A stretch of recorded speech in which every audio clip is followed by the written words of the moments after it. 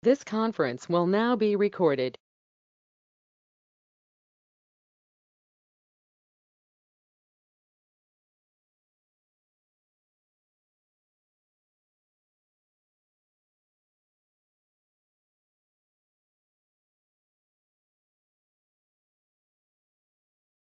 No one's here.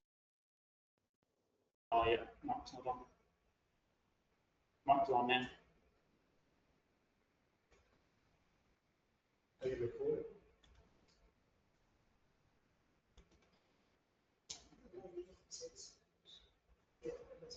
It looks like it's recording. Okay. Good, let's go again. So the four groups of people in the Bible: the widow, the fatherless, the sojourner, and the poor. Another party that comes to play that becomes very obvious when you study these people is God. The one who will come in and strengthen and provide justice to these people and to fill the emptiness. But there's another group.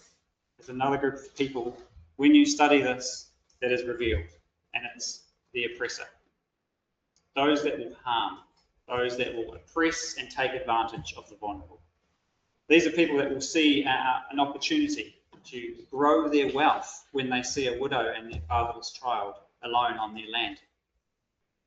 They will see an opportunity to take whatever they want from them because they're stronger and because they have influence and because they've got more wealth. Those people, these oppressors, are also known as the wicked. It says in Job, the wicked take the widow's ox. The wicked take the orphan's donkey. These are wicked people who are these oppressors. And so I remodeled the title screen because we are targeting now a very dark side, the oppressor. And we're going to title this, without words, a warning to the oppressor. If you are willing to, or feel free to exploit and take advantage of the vulnerable, God will provide you a warning. So this is going to be a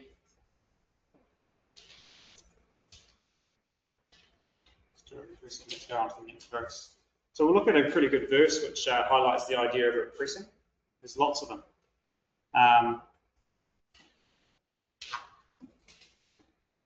So I just want to verse. Here we go. Job. Sorry, Job.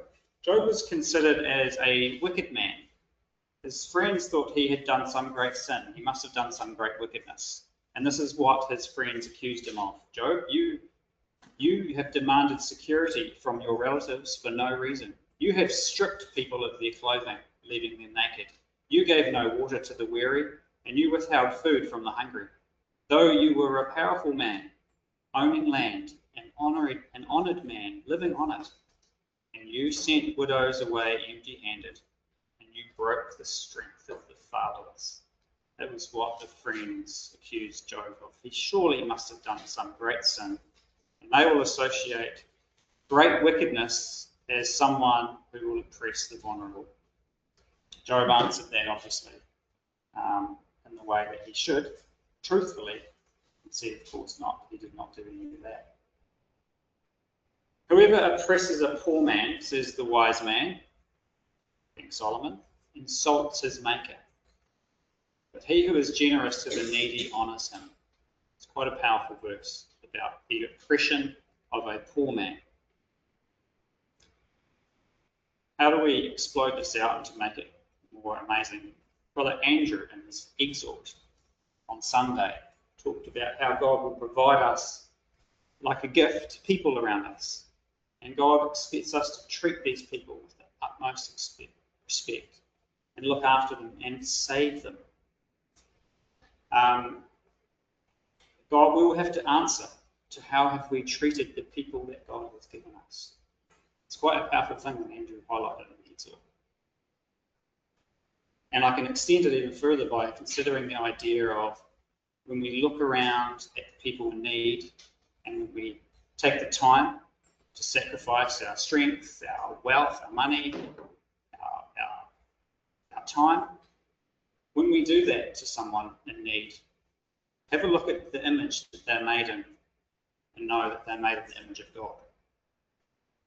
God reminds us every day by the people that we see, the people we're interacting with, that we are interacting with His image, His representation, and we have a massive responsibility to treat that image with the utmost respect, particularly those ones in need, because then we can start to represent God by reaching in and looking after those ones in need, by using the extra strength and the extra resource we have to help those people.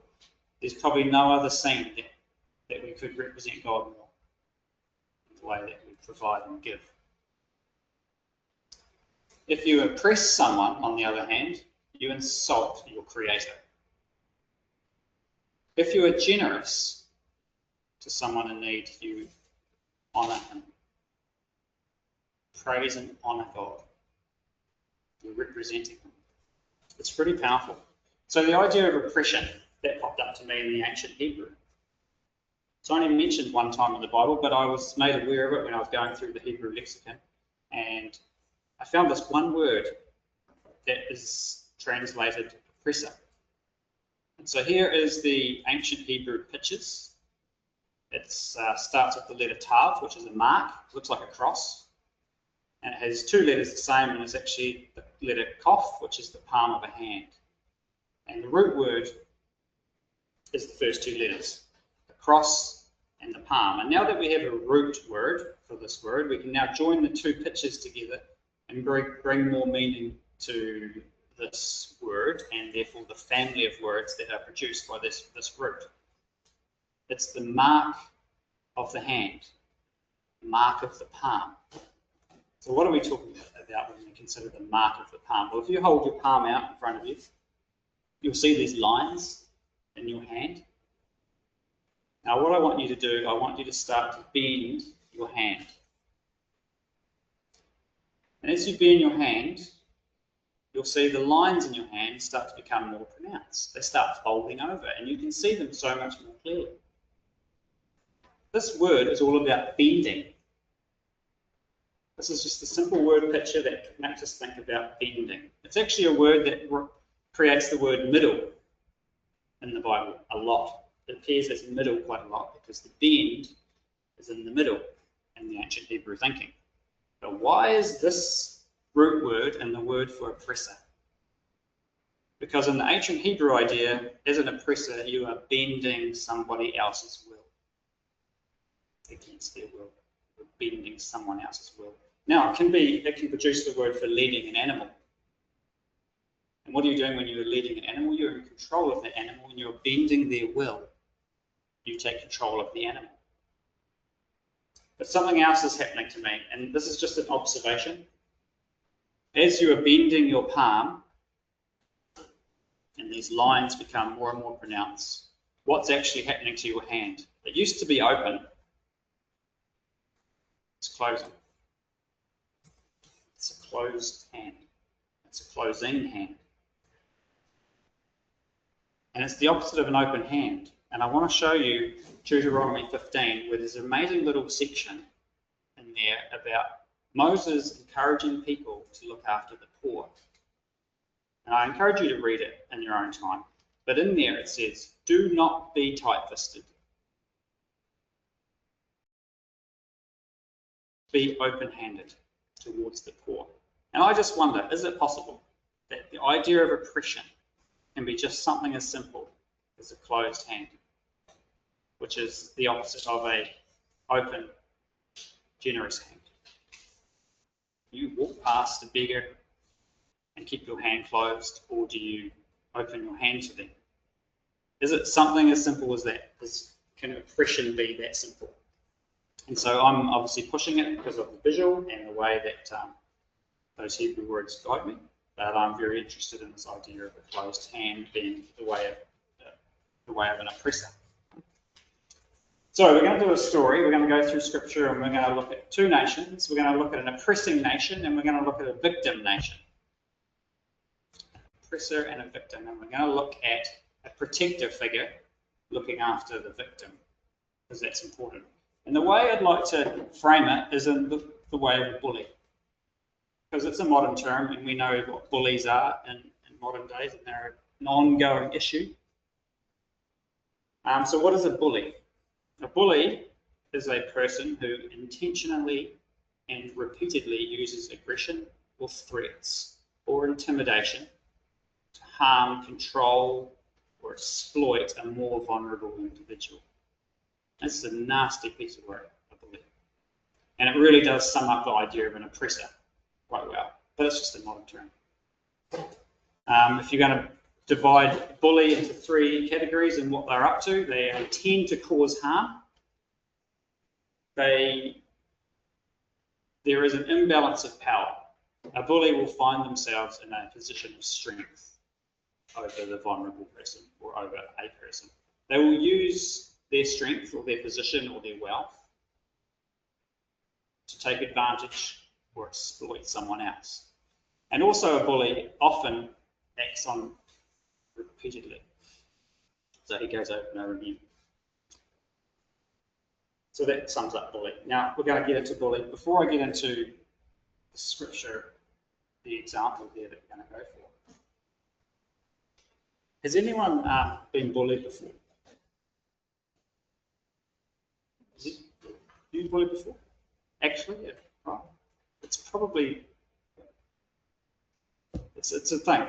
And it's probably, very rarely we go through life without some form of bullying going on. And so, I remember Steve ran a class here a while back. It was quite an interesting class. He actually did it online. He got a group of people together, or just a few people. He preloaded them with questions, and then he got them on, and then he asked them all the same questions. And it was just a way of learning more about those people. I don't know if you remember, that was quite a few years ago. And one of the questions he asked every one of those people, probably about 4 or 5 people, was, what's your earliest memory? I thought, oh, that's really interesting. And we heard about everyone's earliest memory. And so naturally you think about your own earliest memory. And I'm so fortunate to have my first earliest known memory is quite a fun, stupid, funny thing that happened at school.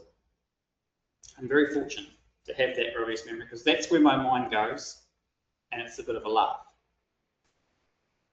But what the problem is, all of my next earliest memories after that are me being bullied at school. This is my first day at Mandeville School. This is a little rural school in Mandeville where we live near our farm. There it is. My birthday's in June, you see, and I'm going to school. Frost's on the ground. You can see it there. You look closer. I'm the guy in red. I'm the little 5-year-old in red. Just freshly turned 5 and off I go for the first day at school. Mandeville School, that's as big as a school, it's basically 2 classrooms. You can see the pot-belly stoves are going flat out, pumping coal into the air, polluting the atmosphere. But it's a very clear, classic clear day, but 0 degrees. But that's my first day at school.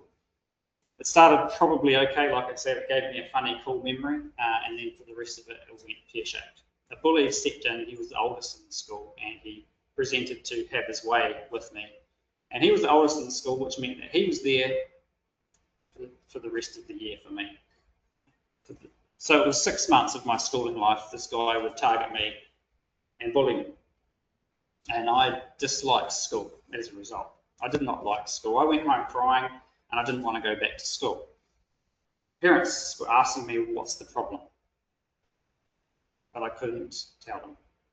Because you see, the bully had told me, if you tell your parents, if you tell your teacher, I'm going to get you. Right, so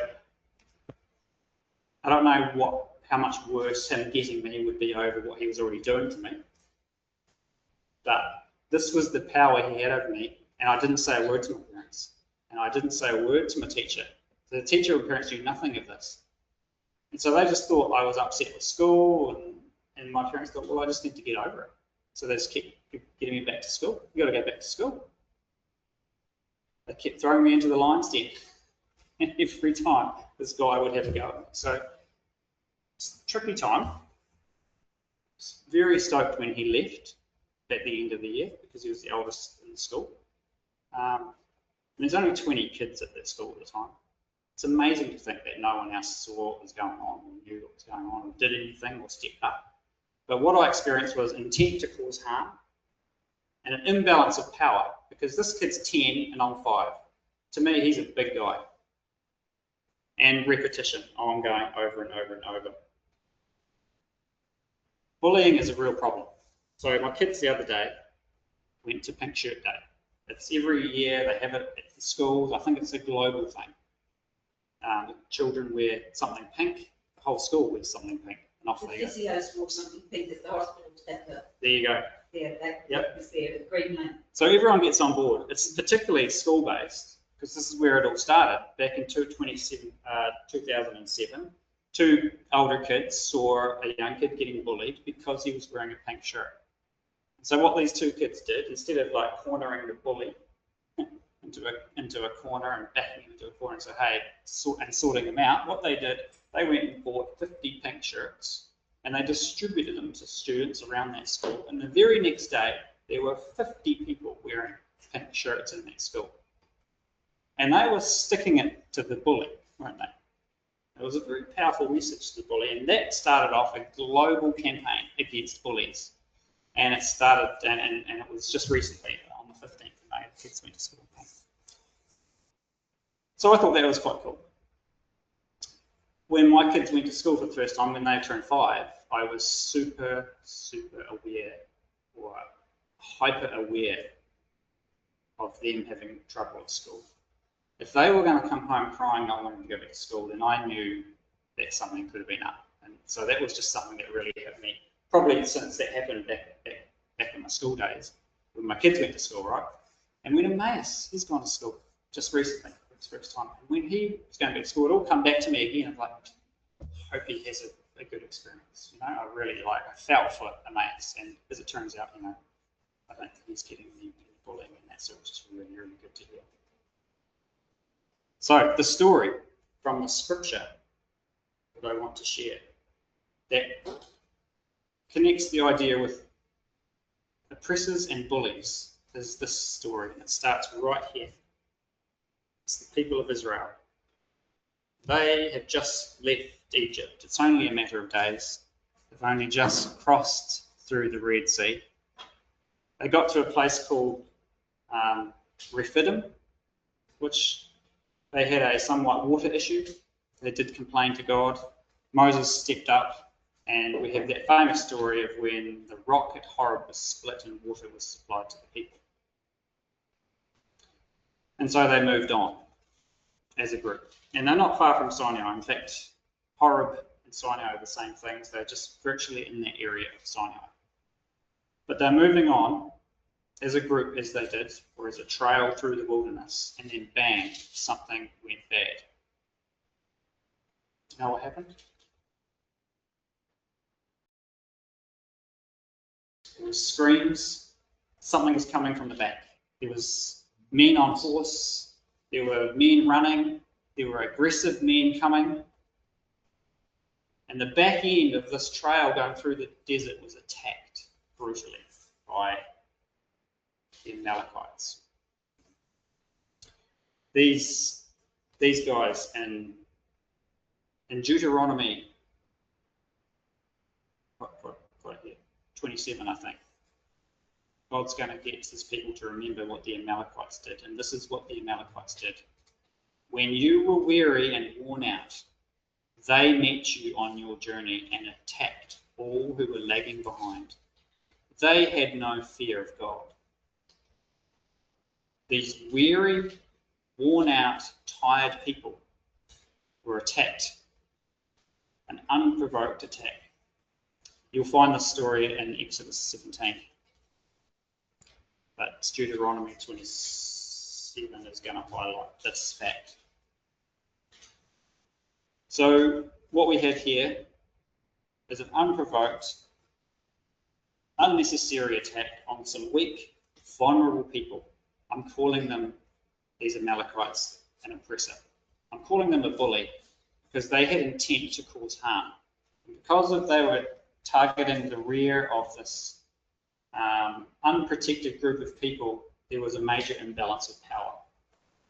and they could have their way and exploit and take advantage of these people and do whatever they wanted to do with them. Now, I don't know what they wanted to do with these people. We don't know if the Israelites lost their lives. There's no record of that. There's no record that the Israelites were plundered, but we do know that the Amalekites were good for plundering. We've got records of them plundering other people in the Bible, and we do know that they were very aggressive to the extent of killing children. Remember when Agag was begging for his life at the hand of Samuel? And you remember what Samuel said? Your sword has made woman childless, and so shall your mother be childless among women. So this is representative of someone who is happy to take the lives of children. They're obviously an aggressive bunch of people. So what we have is what I'm calling an oppressor. These are the oppressors. Israelite are the victims. And what's God going to do about it? So first and foremost, we want to ask the question, oh no, haven't quite got to there yet. What we want to consider just straight away off the bat is two groups of people, the oppressor and the oppressed, or the victims. And what's highlighted immediately straight away is two hands. I thought this was just interesting as a side note. But what is also interesting is that the next part of the story is that Joshua rallies the troops, faces the Amalekites, and defeats them. So here we have this group of people who are labelled oppressors, enemies of God, enemies of God's people, and they're actually defeated straight away. As long as Moses is on the hill with his hands above his head, holding the staff, they will defeat the Amalekites. And so, if you look in Exodus chapter 17, verse 16, God speaks of the Amalekites in this way. Because their hands were lifted up against the throne of God. As soon as I saw the word hands, I was like, this is the closed hand of oppression. These are the oppressors. This is a hand of defiance to God and all of his ways and to his people. And they don't care, but nothing but themselves. So we have this hand of defiance being lifted to God. But in the same instance, we have another hand being lifted to God. But it's a very different hand. It's a hand that's holding a staff, and this hand is a weak hand, because this hand can't hold the staff above his head for any longer than however long it was until it dropped below his head, in which case the Israelites started to lose the battle. So this hand, a weak hand that was holding the staff, was needed to be held by other people's hands. And it also needed to be seated on a stone. We have an image of someone who is weak and needy, but is supported by his brothers. He's holding the staff of God and he's sitting on the rock. I consider this a picture of the ecclesia, an ecclesia who is holding up God's staff, principles and righteousness of God, but held up with a group of people because we can't hold it up on our own. And he's founded on the foundation of the Lord Jesus Christ. Two hands lifted towards God in this story. One's a hand of oppression and one's a weak hand who is actually gaining God's support, and therefore they will win the battle over evil. It's just an interesting little scene here.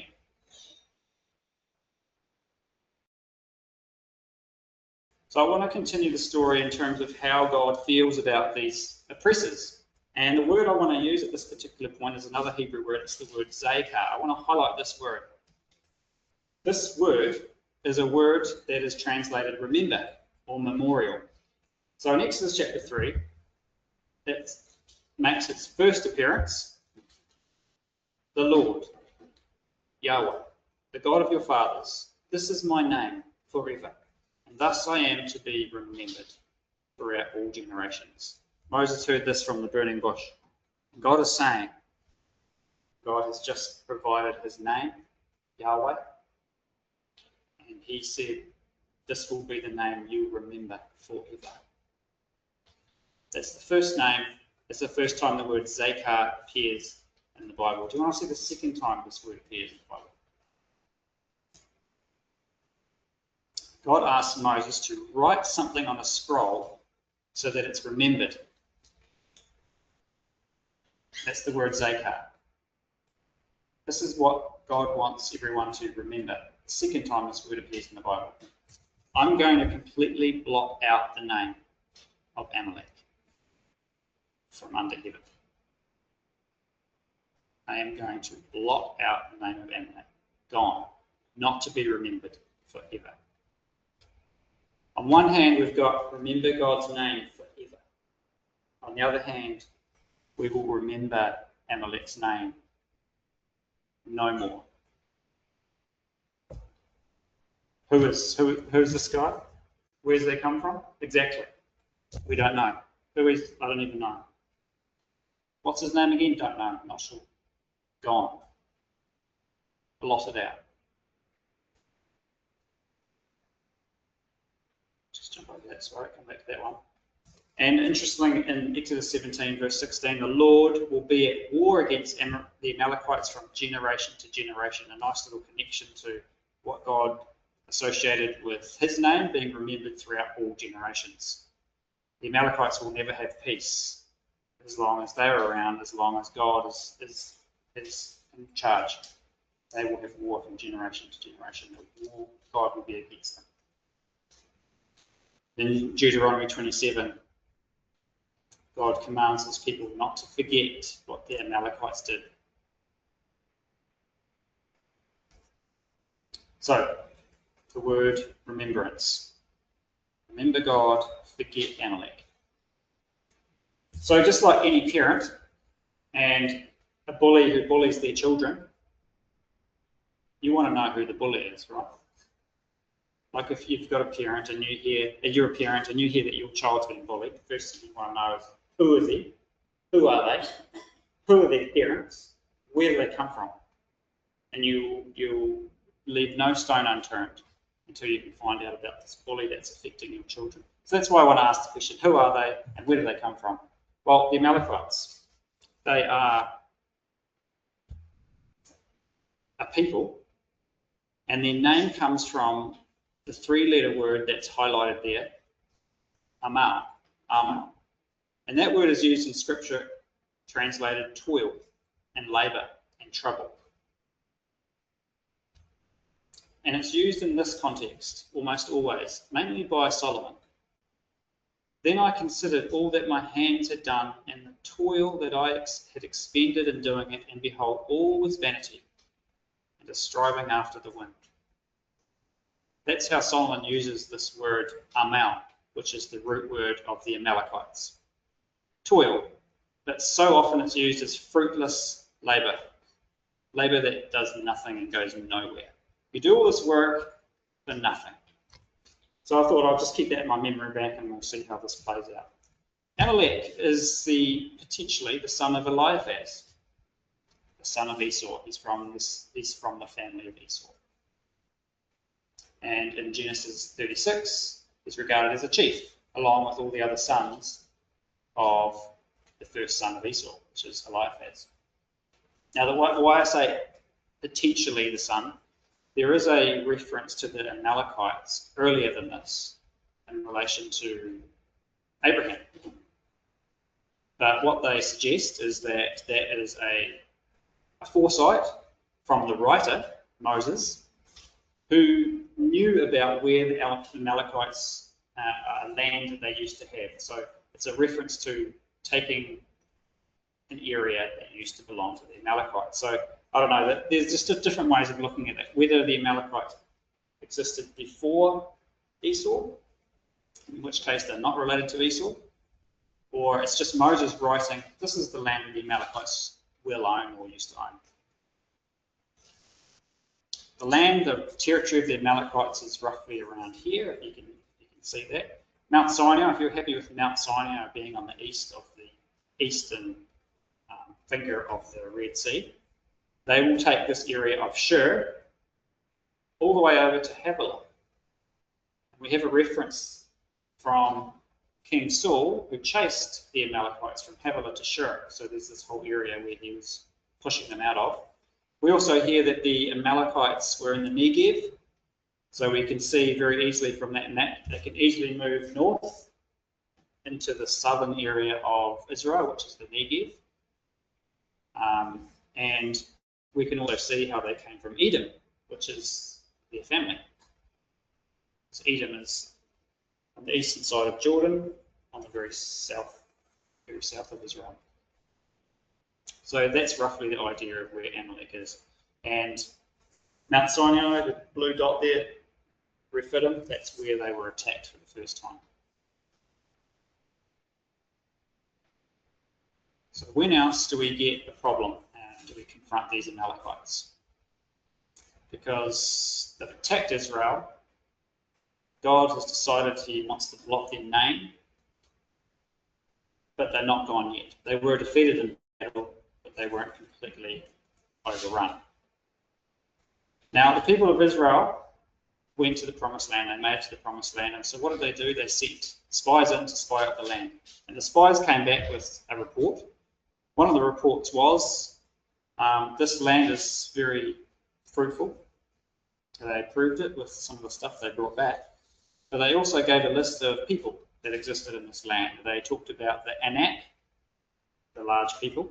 They talked about the Amalekites who lived in the Negev. They talked about the Hittites, the Jebusites, and the Amorites. And they live in the hill country. And they talked about the Canaanites. And of course, we know what happened. The people became very fearful of these people. They didn't want to then go into the land because of the people, and they were too strong for them. Joshua and Caleb stood against them and said, come on, we've got to take this. They backed out of it. God was very angry, took out their opportunity to go into the promised land completely, at which point the people changed their mind and wanted to go into the land. And Moses says, do not go into the land. But they did go into the land. They disobeyed the Lord's command. Moses says, you will not succeed. You will not take this land. You will be defeated by your enemies. Who were the enemies that stood in their way?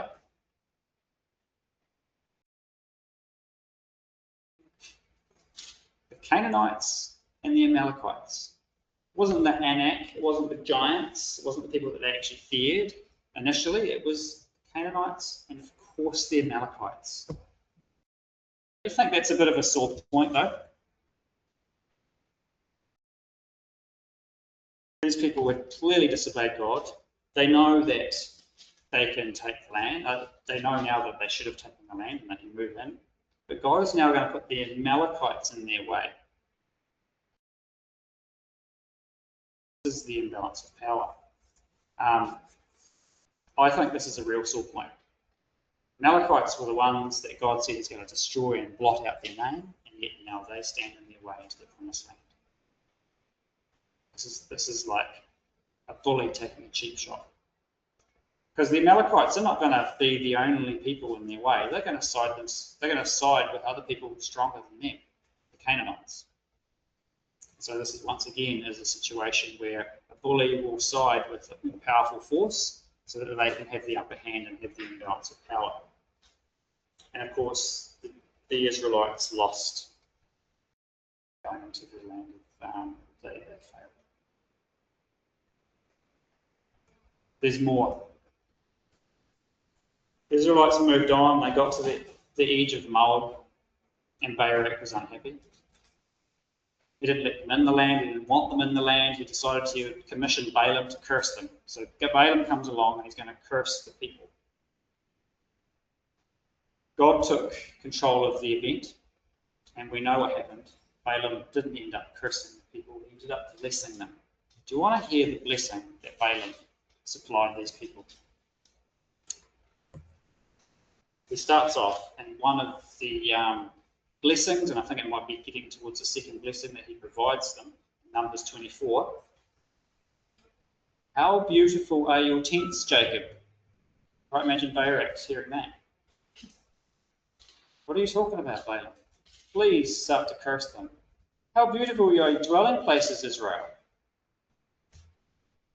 Like valleys, they spread out. They're like gardens beside a river. They're like aloes planted by the Lord and cedars, and water will flow in their seed and they'll be abundant. And wait a minute. Their king is going to be greater than Agag. Their kingdom will be exalted. Isn't that interesting? As part of the blessing that Balaam said, dictated by God himself, he's going to mention, in amongst all of that provision that Israel's going to get, that their king is going to be greater than Agag. And who's Agag? The king of the Amalekites. I find that quite interesting. We've got another vision of Balaam. Balaam started seeing other nations, the Kenites, and speaking of their destruction. He also saw Amalek, and he spoke of Amalek's destruction. Amalek was the first among the nations, but their end will be utter destruction. So this is a real key point. What is he talking about? Amalek the first among the nations. Amalek was the first nation to attack Israel in the vulnerable state. And God didn't miss a beat. He knew that they were the first, and they will always be the first. And so God will make an example of these people. Part of the example that God is going to make of these people is he's going to blot out their name from the existence of mankind. If you are going to attack my people, particularly if you are the first, I'm going to make sure that everyone knows about it, and then you're forgotten forever. So they were the first to attack.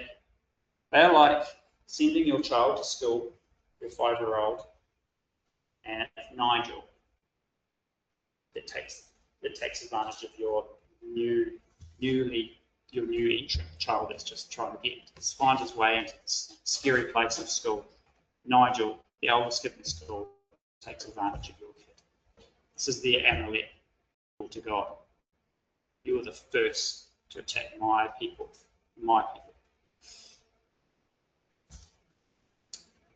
But the Amalekites don't stop there.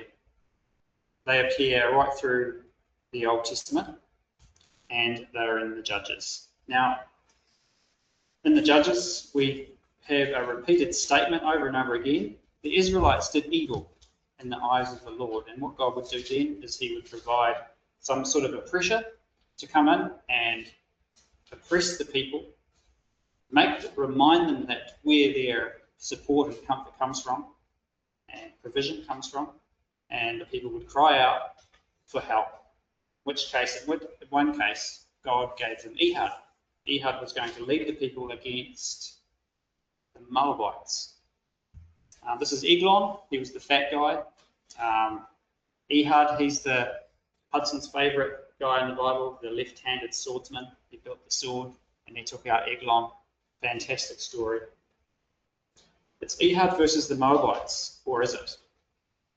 Not only the Moabites, it's the Ammonites and the Amalekites have banded together to oppress Israel. See the Amalekites there? Always in the background, siding themselves with more powerful people, just so they can get a dig in on God's people. What about Gideon?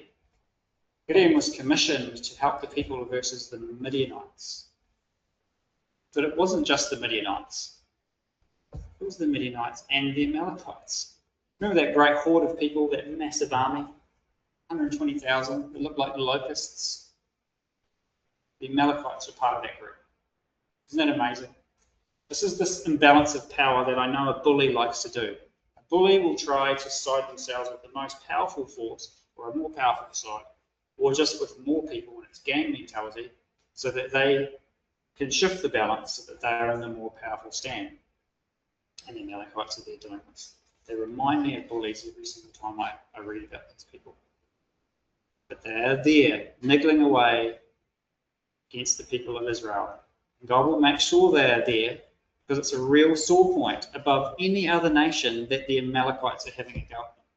Because this is their first bully, their first attacker. There's something about the first. King Saul.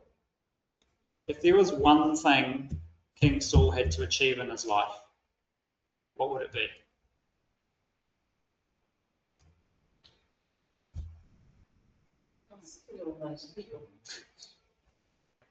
God commissioned him to punish the Amalekites for what they did to them when they came out of Egypt. 1 Samuel 15. Now go, says God to Saul, attack the Amalekites and totally destroy all that belongs to them. Do you know what Saul did? He gave it a go, but he came back with their animals and he came back with their king still alive. Samuel was disappointed. Made a deal. He did some deals. He did some shady deals, and it was not remotely what God had in mind. Because there's something so much more powerful going on here that Saul did not respect. Saul did not respect that decree that God had made back in Exodus, that I'm going to blot their name out. And what God was doing here was that you are going to be an extension of my hand, Saul, to do one of the greatest commissions I've ever given. These are the first people to attack my people. I am going to make an example of them. Everyone needs to know that I stand up against oppressors over my people. And Saul did not respect that most important decree. He didn't remember it. He didn't follow the instructions, and that was why Saul lost his kingship. That was why he lost it. Samuel said to him, the Lord has torn the kingdom out of your hands because you did not obey God, carry out that wrath against the Amalekites. That was Saul's downfall. What an opportunity he had, and he almost got there, right? Almost did it.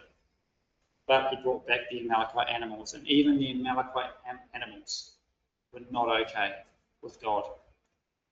Because you could breed because they came back with the best animals, you could breed probably some of your best livestock from these Amalekite animals. But then you could say, hey, I've got stock bred from Amalekite bulls, goats, and that was not okay with God, because blotting out their name forever was what God had in mind. Got another question for you. How did Saul die?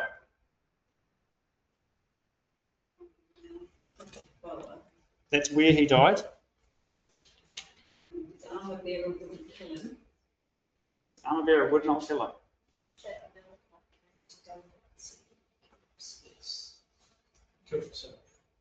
So first, we've got to mention he fell on his own sword. Yep, but it was not successful immediately. It might have eventually, he might have eventually succumbed to that injury.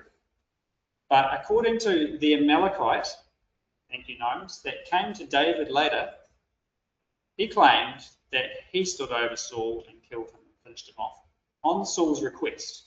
Saul requested that he would take his life before the enemy come and abuse him. And so the Amalekite did, by his own admission, kill Saul, and then he took his crown and his bracelet and he brought it back to David. And of course, what was he doing in that moment? I mean, he knew that Saul was an enemy of David, and I think he was trying to find favour with David, wasn't he?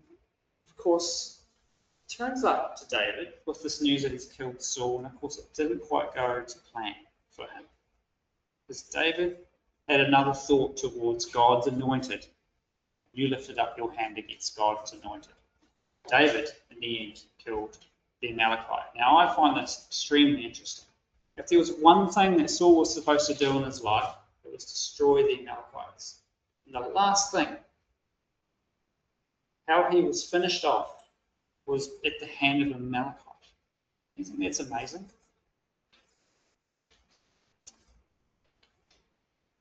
And the Amalekite, when you see that scene of Saul injured and lying there and wanting to die, we have this scene of an Amalekite in a strong position with a sword taking an Israelite's life. Once again, we have this imbalance of power. We have the bully standing over the Israelite, and the Amalekite is taking advantage of the vulnerable once more in this history of Israel. And so it goes on. Israel and the Amalekites, up and down, at each other, at war. God is working away, trying to get his people to understand that I'm trying to block these people out. Please, Saul, just obey my word.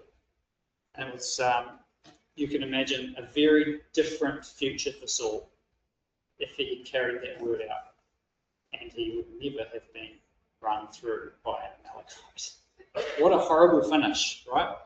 Saul was actually worried about the Philistines coming and abusing him and torturing him while he was still alive. But what was worse than that, actually, was actually an Amalekite killing him. That was worse, and that's what he got. David, on the other hand, he was all about getting the job done. And so there's a number of references when it comes to David. Him and his men, they went up, they raided the Girgashites, the Girgazites, and the Amalekites. Whenever David attacked the area, he did not leave a man or a woman alive. I think that's quite an interesting point there from David. I think David is respecting this decree. David understands God's desires with these people. He knows that they've got to go. And so whenever he attacks, he's going to make sure that he kills them all. He wasn't successful at getting rid of the Amalekites, but he was very proactive in this work. Now we have another reference to, after the death of Saul, David returned from striking down the Amalekites and he went to Ziklag. Now that reminds me of something that happened. Because David here, he's just been referenced as someone who's taken out the Amalekites. But what was the reason for that? Remember the reason why he was taking out the Amalekites at this particular point? Because when he was siding with the Philistines, he was commissioned initially by the Philistines to go to war with them against Israel. But the Philistines in the end didn't want David to go with them. So David ended up going back home, back to Ziklag, which was a Philistine city, which is where he was living at the time, and he returned back to Ziklag to find this. Verse 30, a burning city. Anyone know what had happened to the city while he was gone?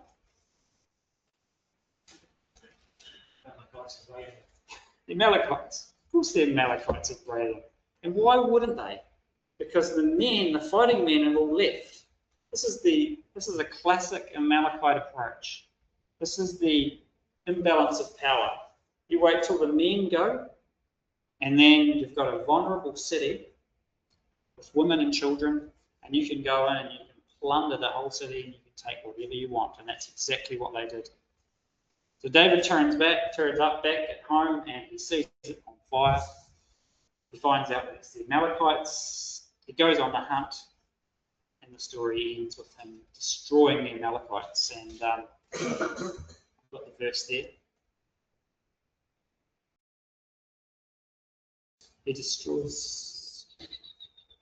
He found them from dusk until evening on the next day, and none of them got away. That's the point. None of them got away. Oh no, wait, except 400 young men. Right, so David wasn't actually fully successful in getting all this, but he killed them all. And the key point here is that I know that David probably doesn't really care about Ziklag, the city, because it's a Philistine city anyway. But what he does care about is his possessions and his wives, and they were taken by the Amalekites. So he was very interested in getting them back. And David was extremely successful in getting all that back, all the plunder. It says that David got everything back. So I want to highlight a point that we mentioned before about the Amalekites and the word Amal, which is the root of the word Amalekites, meaning labour and toil, but used in the reference in the Bible about fruitless labour. The Amalekites come in, they burn the city, they take all the spoil, and David takes it all back again. It's a lot of work to raid a city and then take everything, and then David takes it all back again. Their works were fruitless. This was, to me, a little bit of a prophecy of their name meaning. This is a classic example of fruitless labour. And we can carry on with Hezekiah as well, with another situation in his time where we see that the Amalekites were obviously existing at this time. And it's the people of Simeon who move in and destroy the Amalekites. And you might think at that point, that's the end of them. Surely, how many more Malachites can there be? But no, we get to the story of Esther, don't we?